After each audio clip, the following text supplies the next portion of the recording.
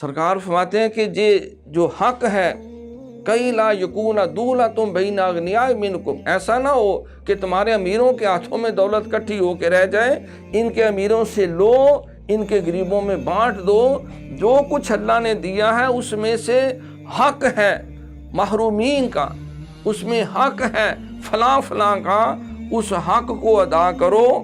اس کے حق کو ادا کرو گے تمہارا مال پاک ہو جائے گا،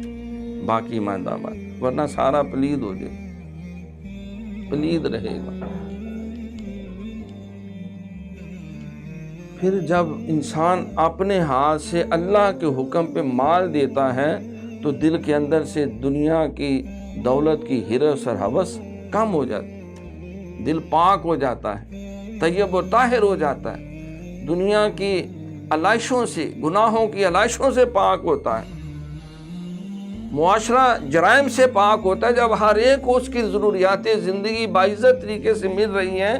تو اسے کیا ضرورت ہے چوری چکاری کرنے کی، ڈاکہ زنی کرنے کی، ناجائز طریقے اختیار کرنے کی۔ معاشرے کے اندر جو ہے وہ پاکیزگی بڑھ جاتی ہے، پاکیزگی آ جاتی ہے۔